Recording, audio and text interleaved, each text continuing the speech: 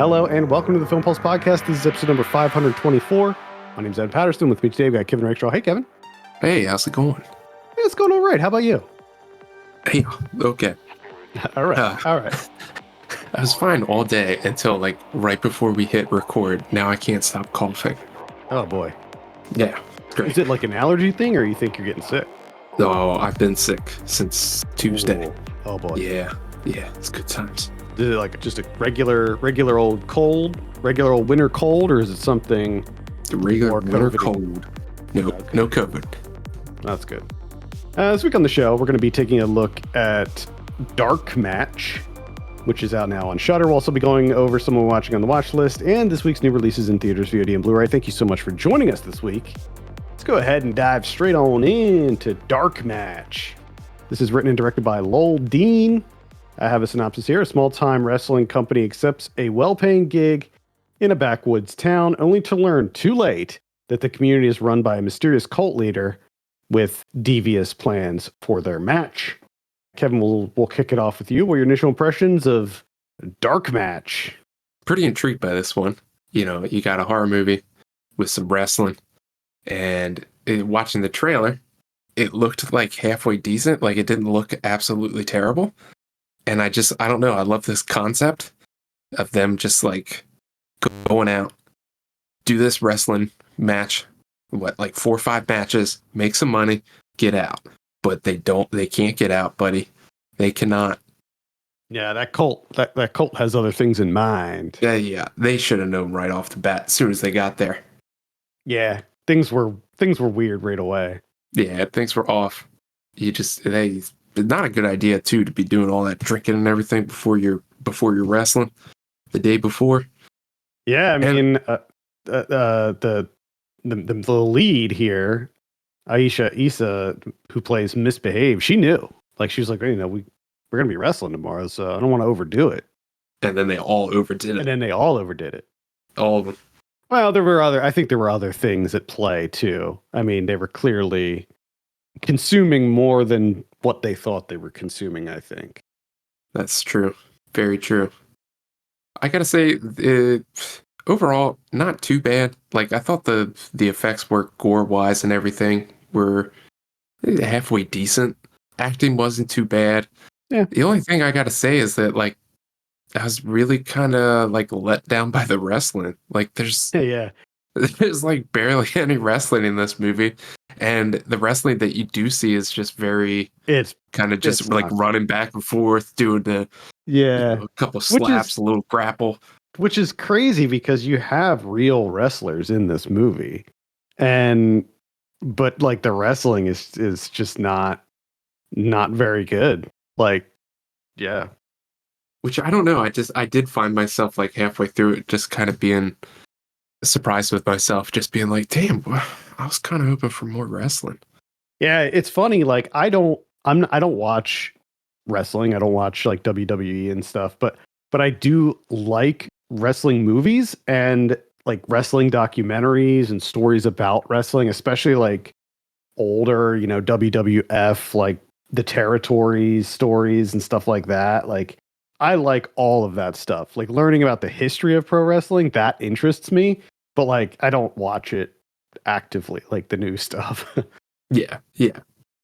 And it's funny though, they come out at the end of this and be like, well, like the horror aspects were, they were decent. They weren't bad.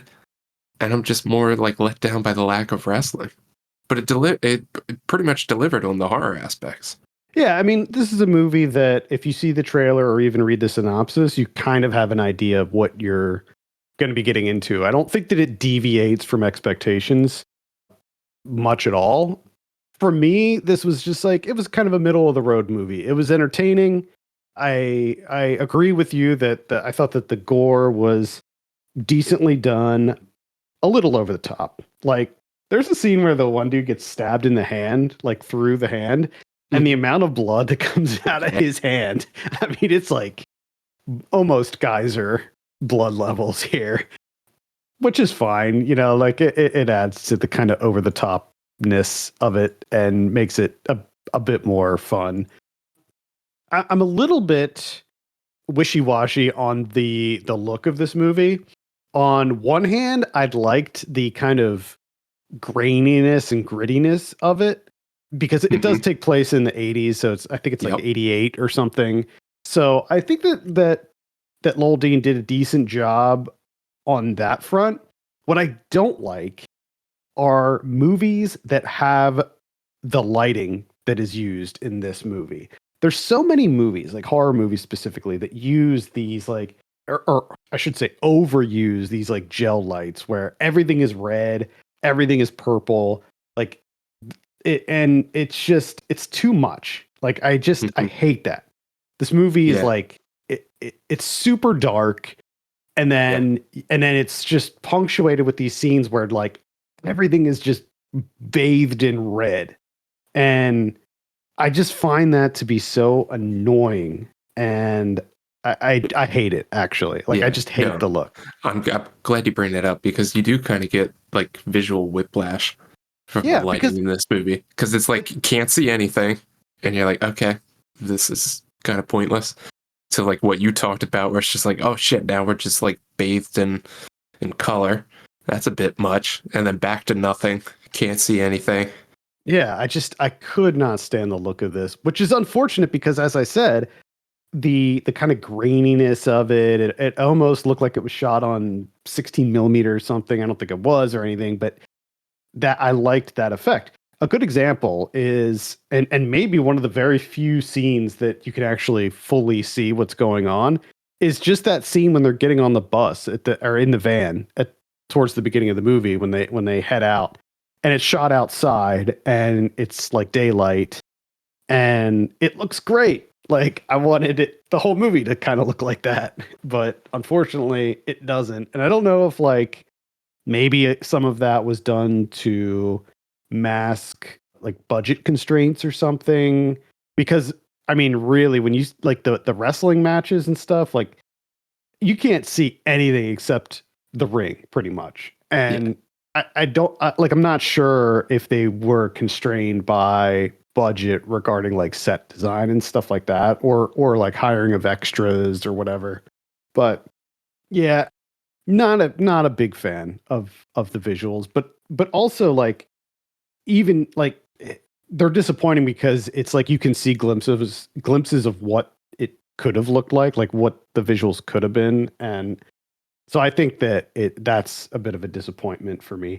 This is the guy that did Wolf Cop and another Wolf Cop, and I didn't like the look of those movies either. I actually hated the look of those movies, so I guess it's yeah, just not into Lowell Dean's style, really. yeah, I can see that, and it's a bummer because like I very much like the layout of this of them coming in. They have 5 matches, so you have your element matches. Hmm. Was the first one you got the wind, which was kind of bizarre. I thought the I don't wind one was I going to be don't cool. Like know.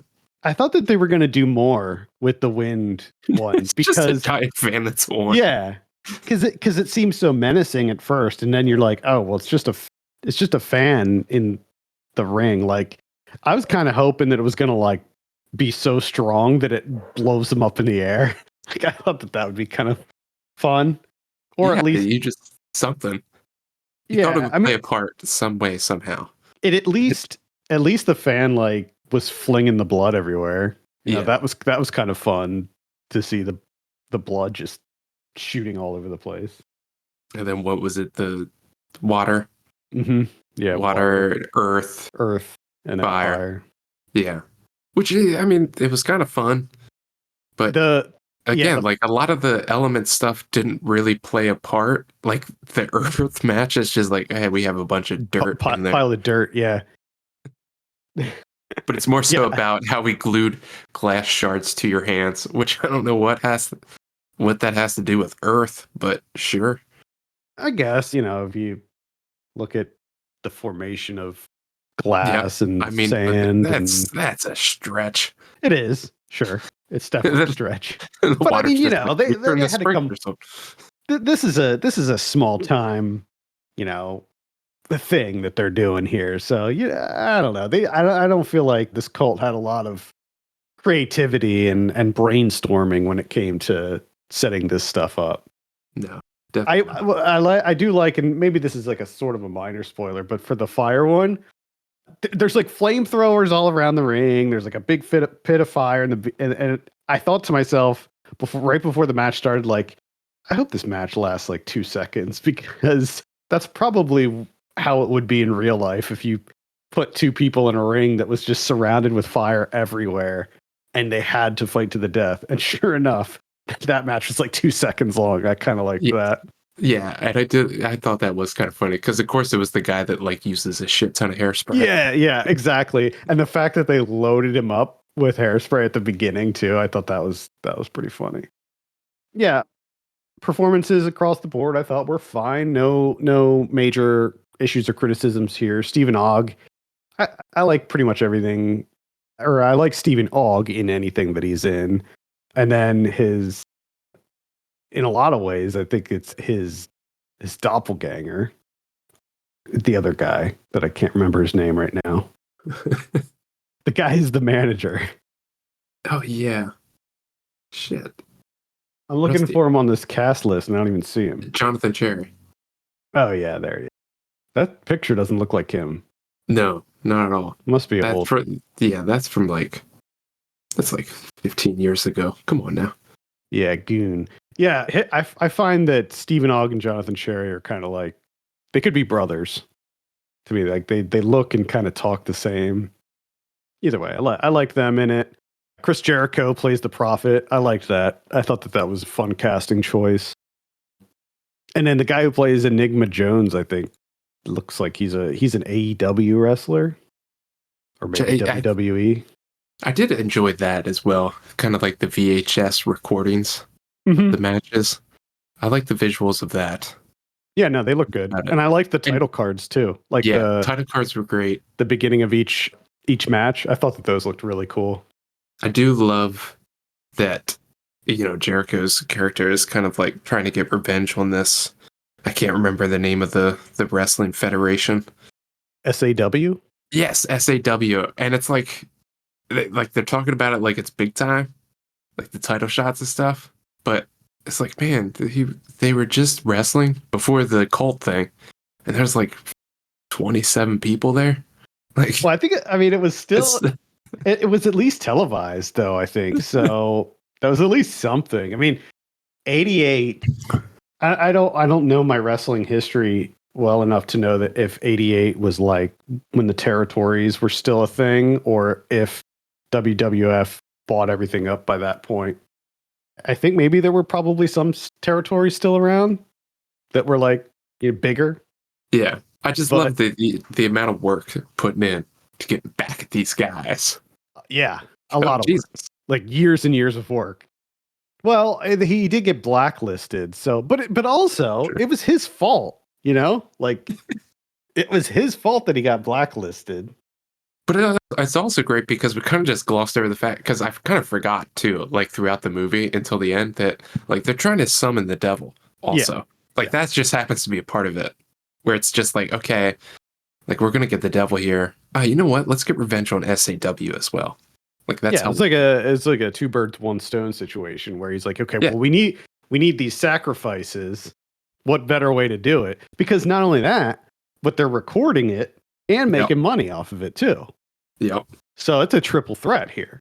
They're triple win. They're bringing the devil back. They're getting revenge on the guy's former employer, and then cash for gold.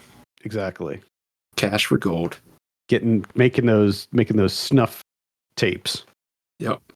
So yeah, overall, it's a pretty decent time. I think that it fits well within the Shudder catalog. Like it works as a Shudder original film. I think expectations are tempered going into it, and you'll have a good time. Yeah, and I think too, like with those expectations tempered, even though going into this knowing what I knew, like I was expecting this to be a lot worse than what it was. Yeah, I was too, actually. Like there were a couple bits in the trailer that made me think, okay, well maybe this is something. But I went into it with far lower expectations than than I think what it turned out to be. All right, let's go ahead and give this a score. Kevin, what are you going to give Dark Match out of 10? I give it like a 5. Yeah, that's exactly where I'm sitting, straight down the middle for me. 5 out of 10, not a bad time. It's pretty brisk too. I mean, it's an hour and 34 minutes, but it goes by pretty quickly. Again, this is on Shudder, so you can check it out on there. And I recommend. Yeah. Worst ways to spend your weekend. Oh, definitely. 100%. You could watch Nosferatu. Well, yeah, that is true. All right, let's talk about some of what we've been watching. I believe it is my turn this week. Hit me. I'll kick things off with something pretty light, and that's Sonic the Hedgehog 3. Oh shit, Nosferatu. I saw the first two, and I thought that they were fine. And I saw this one, and I thought that this was fine also. This is directed by Jeff Fowler. It's, he did the other ones as well. And these movies are just so inoffensive. Like, they're just mindless entertainment. Like, they're not super annoying. They're not like overly pandering to Sonic fans, although there's like a lot of fan service in here that fans of the series will enjoy.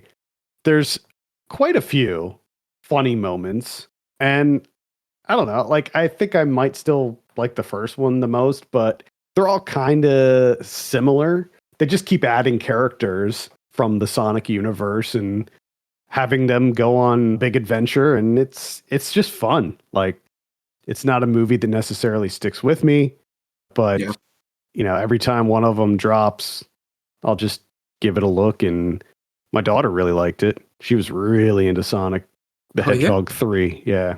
Nice. No, she seen the other two? No, she didn't see the other two. So no, she's probably lost as hell. I mean, not really. Yes and no. She's 1.5, by the way. So she didn't know anything. Like, she doesn't know what's going on. Really, it's just the colors that really impress her. It's the colors and sounds. Yeah. Anytime there were scenes involving the Sonic team like running fast, that's what she was into. She was all in. Yep. Either way, Sonic the Hedgehog 3, it's on VOD, so if you want to see something that's just fine, check it out. Nice. That's always what I'm looking for. Something that's just fine. Mm-hmm. Speaking of which, 1980s Terror Train. This is on Tubi. Okay. So this is college kids, right? Starts out, they do this prank, goes wrong, right? Kid loses it. Fast forward a couple years, these college kids are getting ready to graduate. So what they do is they rent out a train, a whole like Amtrak type deal. Just rent the whole train out to party. They're just going to party on this train. On the train, there's a mass killer that gets on board and just starts picking them off one by one.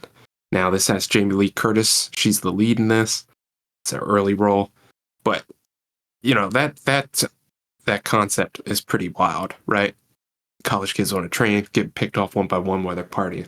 But the aspect that they added to this that just takes it over the top is that they hired a magician, to entertain the drunken college students for some reason. That magician, played by young David Copperfield. And I mean, like, when I saw that David Copperfield was in this movie, I was like, oh, like, this must have been like, he's trying to capitalize, get into movies. But like, as soon as you see him, you're like, oh, this is like early David Copperfield. Because he looks like he's like 19 years old. And he's just doing his magic, man. He's doing the stuff that we would all come to know and love, Making the Statue of Liberty disappear. Remember when he did that? Yep. He's doing much smaller scale type stuff here. Things that can he doesn't make the terror train disappear. He does not. He only makes things disappear that will fit inside the confines of a train. Mm-hmm. Just a heads up. Okay. So don't get your hopes up. But at one point, it does get interesting because you're like, they start making you think that David Copperfield is the killer, and you're like, oh shit, Like, that would be fucking wild. This is just fine. Like, it sounds pretty awesome, but it's okay. Like, it could have been more unhinged than what it was. Like, the Yeah, novelty wears off relatively quickly. yeah. I mean, this has been on my list forever. Like, I'm familiar with this movie, but it's just like one that I never really got around to, and I will at some point, certainly. Oh yeah. I mean, it's New Year's Eve, so do it as like a New Year's Eve movie. That's a good idea. Yeah, cool. That's Terror Train.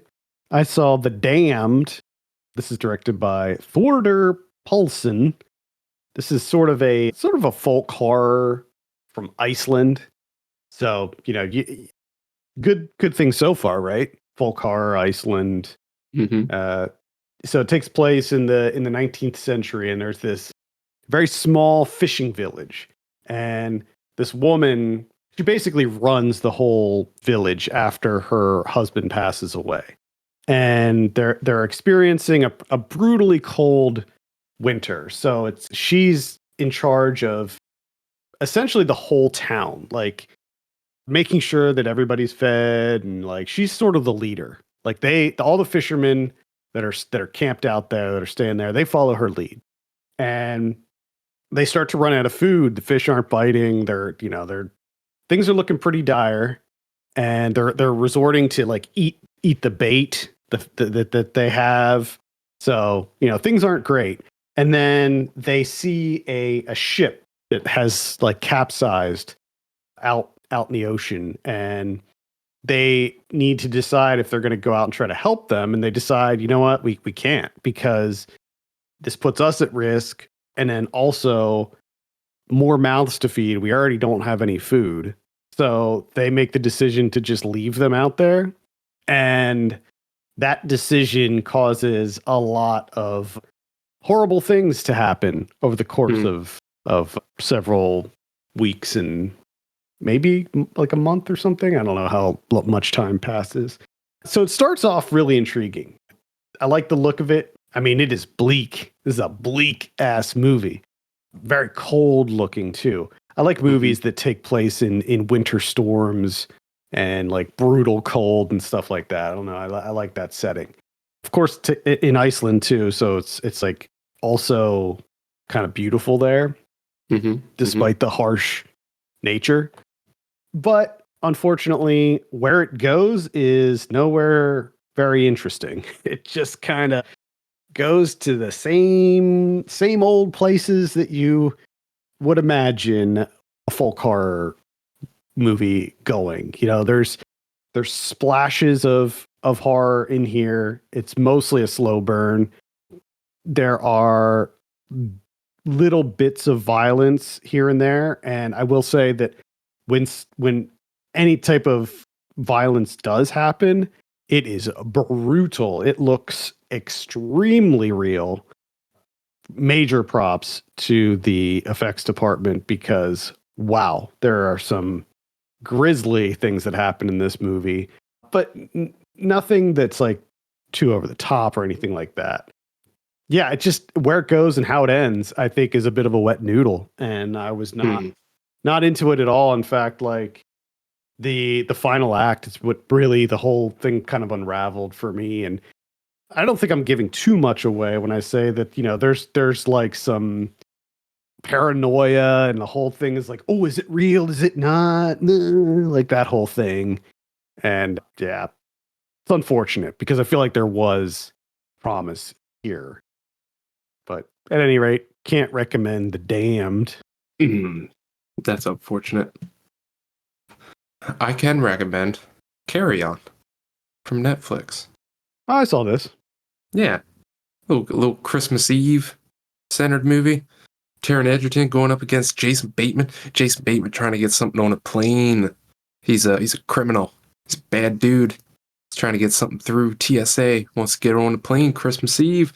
Taron Egerton, he's a TSA agent. He decided to show up to work today to like do a good job because he wants to get his life back on track, I guess. Yeah, he's just going through the motions.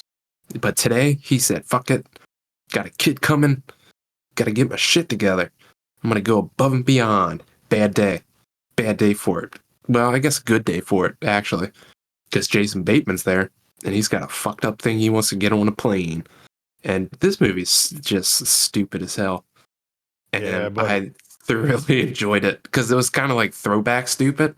Mm-hmm. Like the pacing I thought was perfect. The way that it escalates, it just keeps getting more ridiculous, especially at the end. I like it just kept ratcheting up and getting more over the top. And I would just had a stupid ass grin on my face because I was hoping that's where it would go, right? And it went there. And honestly, Jason Bateman was pretty fucking great in this. I thoroughly Yeah, he enjoyed him. was. And even Taron Egerton. I like My Taron opinion. Egerton, yeah, and I thought that he was fine in this. I kind of wish that they wouldn't have had him do an American accent because that didn't quite work. But Also, yeah, that would have been better. It would have been more fun. I wish we could, yeah, with movies, I wish we would start going back to doing that, where it's just like, hey, this guy has his accent, deal with it. I mean, but in this movie, like they didn't, they could have wrote that in, like like he could have still had pretty much the same backstory. No, it would be even better if if he just had his regular accent, and they even mentioned numerous times that like he was born in Iowa. That'd Yeah. be even better. That's what I want. Just fuck it. Let's not do accents anymore. Just do your natural voice. Basically, like any Arnold Schwarzenegger movie. Why not? We used to do that shit all the time. Who cares? Yeah, I mean, we still do it with what's his name? Oh my god, You are struggling with names I today, know, bud. man. What he's in like every action movie. He's got like a beekeeper, like Oh, Jason Statham. That's pretty much what they do with Jason Statham too. Yeah, man. I don't know. I had a lot of fun with Carry On. Just truly, I was pleasantly surprised by this. I'm glad you liked it. I don't think I was as high on it as you were. I still found it entertaining, but like some of it was just too much for me to really stand. Like the whole like sniper thing with the sniper pointed at his wife at all times. It's like how It's hilarious because that guy when they activate him, they're like, "Hey, you got to get sniper rifle." He just drives to the perfect spot in the parking garage. They walk out to the exact perfect spot, and you're just like, "Yeah, don't question it. This is what movies are Yep. for. Fucking love it." Yep. Yeah. It reminds me of the M. Night Shyamalan one that like you were more, I think you were more into that than I Oh, was. Trap. Trap. Yeah. You just cannot think of things. Dude, what's going my brain is so fried today. Well, just this whole week basically. Anyway, yeah, that's Carry On. Check that out on Netflix. Get it? The final one that I'll mention is Dream Lover. This is directed by Nicholas Kazan. This is a classic early 90s erotic thriller starring James Spader and Madchen Amick. Man, this movie it's such a throwback. Like it's such a nostalgic trip because they don't really make movies like this anymore, where it's just this kind of, I don't want to say sleazy. Like it's a little bit sleazy, but not really. I mean, it's like it's your standard kind of James Spader movie from this era. And I was totally into it. Like what you have here is James Spader is he's like an architect. He's a very successful, wealthy architect, and he goes through a divorce, and he's like not really looking for love, but he ends up meeting this woman played by Madchen Amick in this art gallery, and the two of them kind of hit it off, and it's a whirlwind romance. Like within the span of like a year, they are married and have a kid, and then they have another kid very shortly thereafter. And slowly, James Spader's character starts to discover there's something weird going on with his wife, and he's not sure if maybe like if she's having an affair or what. But like there are a couple times where like people thought that they recognized her as somebody else, and it just as he starts to kind of dig into his wife's goings on and her identity, he discovers some surprising things that his wife was keeping from him. No. And it's fun. It's stupid, but it's fun, and the ending is kind of crazy. I liked the end. Like what happens and where it goes, it's kind of surprising. So I kind of liked that. But yeah, I recommend Dream Lover if you're looking for some classic 90s erotic thriller. Do it. The only thing he ever made, really, Nicholas. What else did he do, actually? He was like a part of which this is bizarre, The Edge from 1989. Oh, yeah. 3-part anthology. So you got 3 directors, but you have Patricia Arquette, Bridget Fonda, Rutger Hauer. Like, what? Bizarre. Yeah. Terrible cover on that. Ooh. Oh, yeah. 100%. I also love the banner image on Letterboxd for Dream Lover. Oh, yeah. James Spader's face. There was that scene was there was a big realization that happened during that scene. But it's funny because these two people look like they're from 2 different scenes. And someone just cut them and put them together. Because he's like, what? Say that again? And she's, I don't know what she's sneaky. doing. She's sneaky. Oh, she's sneaky. Yeah. He's got a sneaky wife. Oh yeah. She's got plans. She's scheming. She's like an evil genius.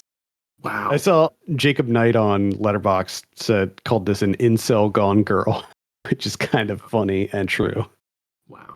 If you think you know your lover, think again, especially if she's your wife. That's the tagline.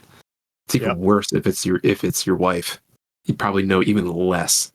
Yeah, and they had 2 kids too, so it's like long con. Yeah, they were both all in on this for different reasons. Yeah, she was cashing out. She was getting cash for gold. Yeah, you might say that. Wow. I was going to ask you where it's playing, but I already knew. Of course, Tubi. Already knew.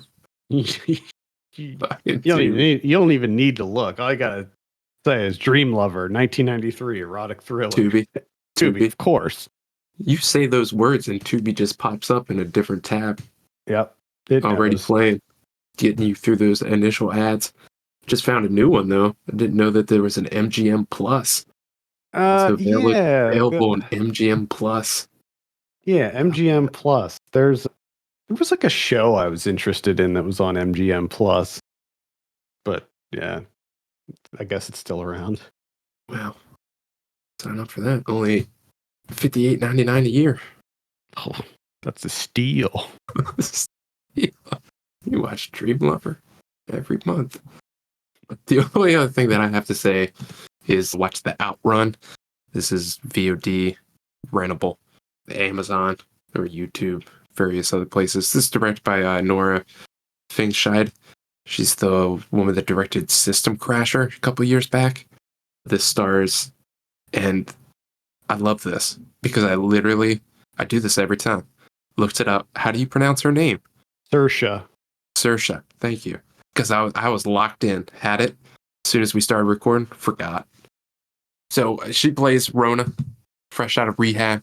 She goes back to her moves in like kind of with her mom and her dad on the Orkney Islands. So Orkney Islands, gorgeous, beautiful. So you got a bunch of wonderful landscape shots in here. Just absolutely incredible. She's also like a biologist that's like trying to get back into her studies and stuff. So she does a lot of nature things. So if you're a nature lover, you got those 2 things combined. Pretty fantastic. She gives a great performance. The only thing is that it is kind of cheesy. It's pretty cheesy. There's a lot of like montages that just didn't quite work for me. Where it's just, kind of like I don't necessarily want to say Oscar bait, but kind of in that realm. It's Got it. just it's okay. Like if you don't watch it, you're not missing anything. Yeah, I It's remember you know, seeing a trailer for this like a long time ago and thinking that it looked all right, but like yeah. I mean, not really feeling like I needed to put it on my watch list right away. no, and it follows a lot of what you would, I tell you like, hey, it's a movie about addiction and struggling Yeah, with it, getting back on your feet, falling off the wagon, getting back on your feet. You kind of know what that movie is. yeah, yep. It doesn't bring anything new to the table. All right. Well, sounds like maybe sort of a middle of the road. Middle of the road. If you are a big fan of her, definitely watch her. She's fantastic. All right, that's the Outrun. Let's take a look at what we have in theaters this week. We got Love Hurts. This is the action comedy, I guess. Looks fun. I'm into it. We also have Heart Eyes, which is a slasher. In limited release, we have Parthenope. I was interested in this, but like it was so long ago that I read about it that I kind of forget about what it's about. So looks like also Bring Them Down is going to be a limited release, as well as Dark Nuns. I Whoa. want to see Dark Nuns. Well, let's see what's coming out on VOD this week. We got Jesus Thirsts. What is this? Jesus Thirsts, the miracle of the Eucharist. The miracle of the Eucharist. Okay. We got the Hurricanes. Stick'em game. Got September 5th. Got Once Again for the very first time. We got Yes. art. Mm-hmm. That doesn't make sense. Yeah. Well, so Once Again, and then in parentheses for the very first time. So not sure what the parentheses means in that case. We got Arze. We got 9. A Reluctant Heart. These are all on February 4th, by the way. Mistress for Hire. Linked by Love. Boy, and that's B.O.Y.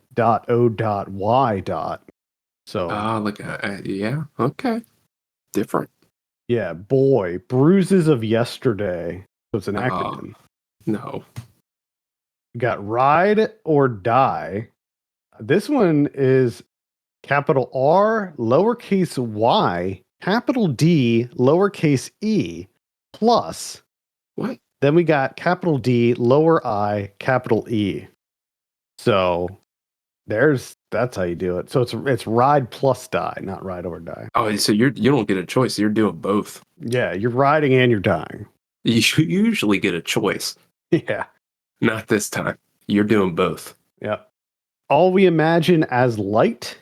We got Swede Caroline. Man, these titles this week. What is going on? That's ridiculous. Movie Theater Massacre. Good Bad Things. The Graduates. Wish You Were Here. Body of Water. And Cash for Gold. Cash for Gold. Yep. Cash for Gold.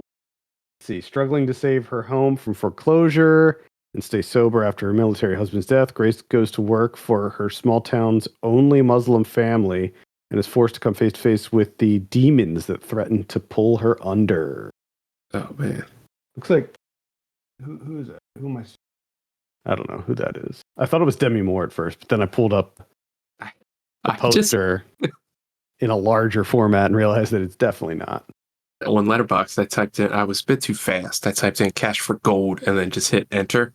And it just brought me to Fast X from 2023. Oh, I don't know why, but yeah. Sure.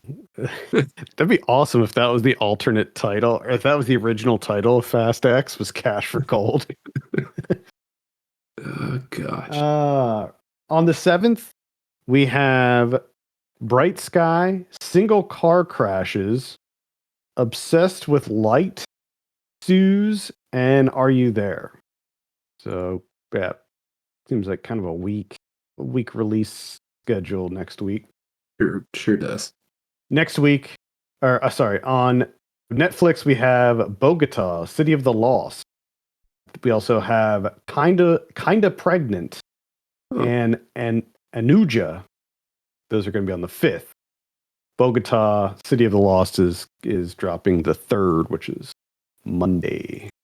So what else we got here? Blu-ray. We got Wicked. This coming out. I guess that's all formats, 4K, all of that. The Sacrifice from 1986. We got Sick from 2022. Got Whore from 1991. Jesus. Strong title there. Kino Lorber's putting that out. The life of a jaded LA prostitute is described in this haunting drama through flashbacks of her past marriage, brutal, inhumane abuse, and her time on the streets. This is a Ken Russell film. Might have to check this out. Looks rough, but it looks quite good. VHS Beyond, that's the newest one that is worth a look, but probably not worth a buy. The Shining Steelbook 4K, that's the original.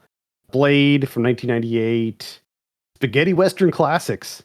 We got Kill Them All and Come Back Alone and The Hellbender.